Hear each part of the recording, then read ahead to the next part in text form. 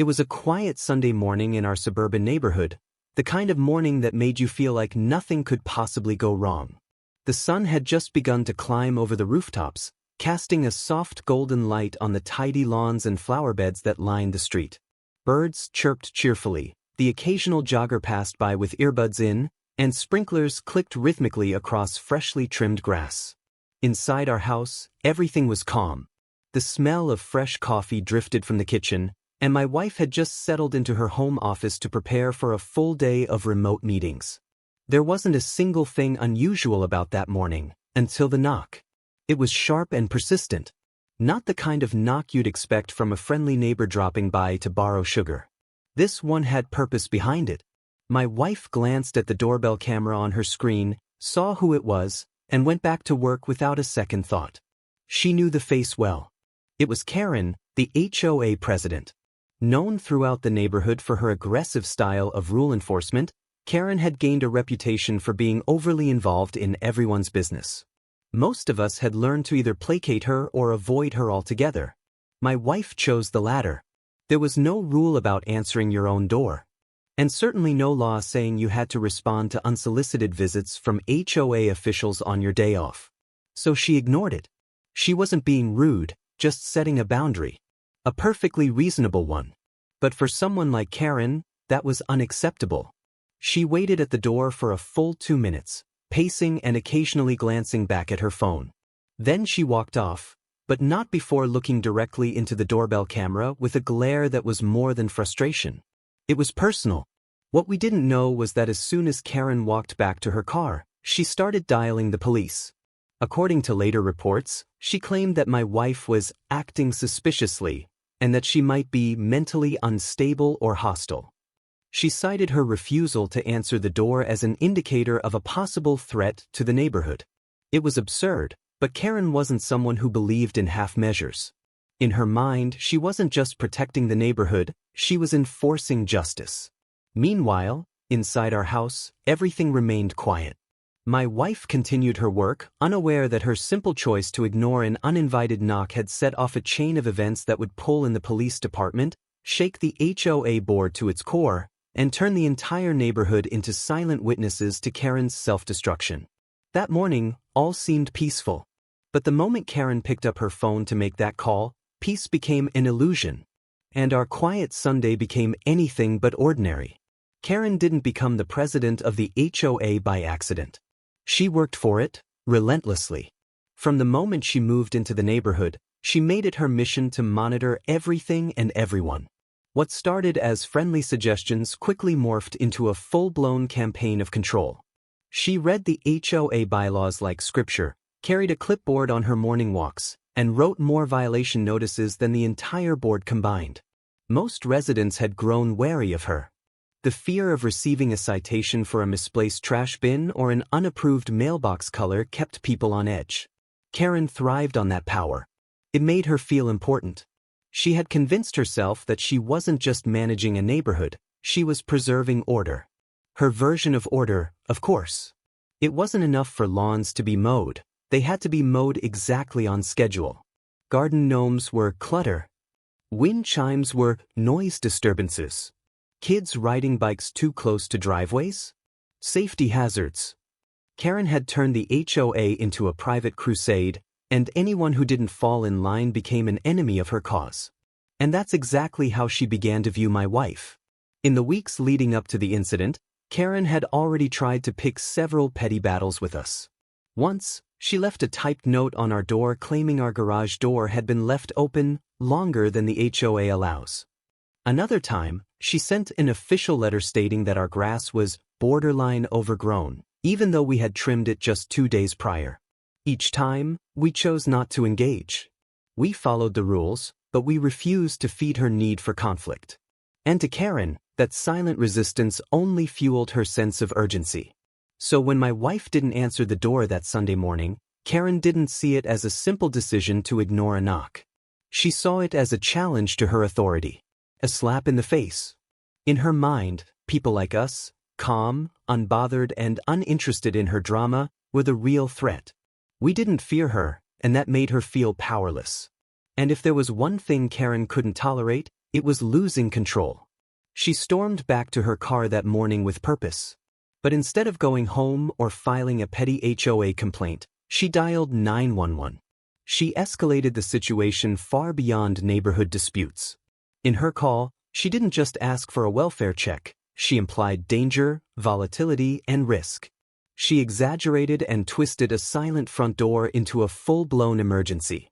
That was the moment Karen crossed the line from nuisance to liability. While most people call the police to report crimes, Karen called them to punish someone for refusing to acknowledge her presence. She believed the uniformed officers would reinforce her position. She thought their arrival would humiliate us, prove her right, and show the entire neighborhood what happened when someone ignored her authority. What she failed to realize was that the officers weren't about to play into her fantasy. Because the person she was targeting wasn't just another resident, she was the very person in charge of the people she had just called. And that truth was about to hit Karen harder than any HOA regulation ever could. An hour after Karen's call, the sound of police cruisers rolling down our quiet street broke the stillness like thunder on a clear day. 2 squad cars pulled up to the curb in front of our house. Their lights weren't flashing, but the presence was unmistakable. Neighbors peered through their blinds, some even stepping out onto porches with phones in hand, ready to film whatever unfolded. For many of them, it wasn't the first time Karen had stirred up trouble, but it was certainly the first time police had been dragged into it so blatantly. The officers stepped out of their vehicles with practiced caution. They didn't draw weapons, but their movements were deliberate. Clipboard in hand, Karen crossed the street with smug confidence, approaching them like she was their supervisor rather than a civilian. She gestured toward our house, pointing with the same authority she used during HOA meetings. Her expression carried a mix of self-importance and satisfaction, as though she had finally cornered a problem she'd been waiting to fix for months. Inside, the atmosphere was unchanged. My wife remained unaware, still at her desk, absorbed in back-to-back video calls and preparing policy updates. The doorbell camera recorded the officer's approach, and only then did she glance at the footage, raising an eyebrow at the unusual sight. Calm and composed, she quietly stepped away from her desk and approached the front entry, not in panic, but in control. The moment the officers ran her name through their system, everything stopped. The silence between the officers spoke louder than words. Their posture shifted from investigation to recognition. They knew exactly who she was. As the chief of police for the county, her ID didn't just verify her identity, it outranked every officer on the scene. One officer quietly radioed back to confirm the information, while the other looked toward Karen, his expression beginning to shift from neutrality to disbelief. Karen watched with increasing confusion as the officers stepped back and lowered their notepads. They didn't knock on the door again. They didn't ask questions. Instead, one made a short phone call, likely to a supervisor, while the other turned to Karen and began asking her questions. It wasn't going according to her plan. This was supposed to be her moment, to watch someone she viewed as disrespectful get a public scolding, maybe even escorted out. But that moment never came. Within minutes, the officers thanked my wife for her time and returned to their cars. Karen stood frozen on the sidewalk, her expression twisted between shock and denial. She followed the officers back, still trying to talk, but their body language made it clear. The conversation was over. They weren't here to validate her ego. They were here to respond to a call, and what they found was not a threat, but a superior. That day, the power dynamic shifted. Not just between Karen and the police, but between Karen and the entire neighborhood. Her false narrative collapsed the moment the officers recognized the truth. And from that point forward, she could no longer hide behind her clipboard and title. Her actions had triggered a response she could no longer control. The truth about my wife's position didn't just quietly end Karen's little crusade, it exposed a much larger problem that had been simmering beneath the surface for months. As word spread through the neighborhood, residents who had once tiptoed around Karen's power began to see her in a new light. The woman who acted like the sheriff of the subdivision had unknowingly tried to file a false report against the real sheriff, the person in charge of every police officer in the county. It was a twist no one expected, and it hit Karen harder than anyone could have imagined. The revelation came quickly after the officers left our property. It wasn't just a matter of internal police communication, it became a topic of discussion at the city level. Karen's 911 call had been recorded, as all emergency calls are. And when officials reviewed it, they heard her voice clearly describing my wife as hostile, non-responsive, and possibly unstable. She painted a picture of danger where there was none, all because someone didn't come to the door. Worse, she invoked her position as HOA president, implying that she had some legal authority over our home. That implication was taken seriously, and not in the way she'd hoped. Karen's false report wasn't treated as just a misunderstanding. It was classified as a misuse of emergency services, and the implications of that are significant. She had wasted time and resources intended for real emergencies. More importantly, she had used the system to target someone out of personal spite. In the eyes of the law, that bordered on harassment and misconduct. A formal internal report was filed by the responding officers, who had to explain how they were dispatched to the home of their own department head over a completely fabricated concern. Within a few days, Karen received a notice from the city clerk's office informing her of the investigation into her conduct. While she wasn't arrested, the complaint was real, and it carried weight. It triggered a review from the HOA board itself, which until then had mostly ignored her behavior or justified it as strict rule enforcement. Now, they couldn't look away. Karen wasn't just overstepping, she was putting the entire HOA at risk of legal liability. Neighbors began speaking up. Stories surfaced of similar intimidation, threats of fines, warnings for non-issues, and even reports of Karen trespassing onto people's lawns to take photos. All of it had been tolerated, brushed off as eccentric behavior. But this time, she had gone too far, and there was evidence. A doorbell camera recording, a 911 transcript, an official police report. It all painted a picture of a woman who had mistaken personal obsession for public duty. As the facts came to light, Karen's influence started to collapse. Not with shouts or confrontation, but with the cold, quiet weight of accountability. She had misjudged who she was dealing with, and underestimated just how badly her lies could backfire.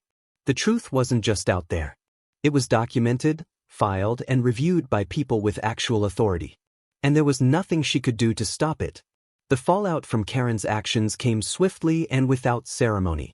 Just days after her 911 stunt backfired, the HOA board called an emergency meeting. For years, most board members had stayed silent, reluctant to challenge her influence. But now, with the weight of a city investigation and public embarrassment bearing down, they had no choice. The meeting, held in the neighborhood's community hall, was packed. For the first time in a long while, residents who had avoided HOA events showed up in full force, not to support Karen, but to make sure she was finally held accountable. There was no dramatic confrontation, no screaming match, and no opportunity for Karen to twist the story in her favor. The evidence spoke for itself. Board members reviewed the police documentation, the 911 transcript, and several complaints submitted by residents in the days following the incident. A quiet vote was held, and the decision was unanimous. Karen was removed from her role as HOA president. Effective immediately. No speech was offered, no farewell. Just silence as her authority evaporated. Karen didn't fight it, not openly. She sat frozen in her chair, blinking as if she couldn't believe it was really happening. The same clipboard she used as a symbol of her power now sat useless in her lap. As the meeting ended, residents walked past her without a word, some not even glancing in her direction. The woman who once thrived on neighborhood fear had become invisible. Her fall wasn't loud or chaotic. It was quiet and final, just the way real consequences tend to happen. Afterward, the atmosphere in the neighborhood shifted. It was subtle, but undeniable. People began waving again during morning walks. Kids played more freely in front yards without being scolded for too much noise. Porch lights stayed on a little later, and conversations that once died down when Karen passed by now continued uninterrupted. The fear had lifted. All it took was one person standing quietly firm, and one overreach too many from someone who thought they were untouchable. As for my wife, she never made a public statement. She didn't attend the HOA meeting, didn't issue a formal complaint, and didn't gloat. She simply returned to her job and her routine, as if none of it had happened. To her, it wasn't about revenge or public humiliation. It was about protecting the integrity of the system and letting the facts do what drama never could. Karen remained in the neighborhood, but she was no longer a presence. Her daily walk stopped. Her notes and citations vanished. Her influence crumbled, not because someone yelled louder, but because truth, quietly and clearly, stood its ground. The community learned something that week, not just about Karen, but about courage, boundaries, and the importance of not mistaking silence for weakness. The door had stayed shut that morning, but in doing so, it had opened the way for a much-needed reckoning. And the woman who once tried to rule the neighborhood with intimidation learned that real authority isn't something you demand. It's something you earn, and something you can lose in a single knock. His story highlights how power, when misused, always finds its limits. And sometimes, the person you try to control turns out to be the one in charge all along.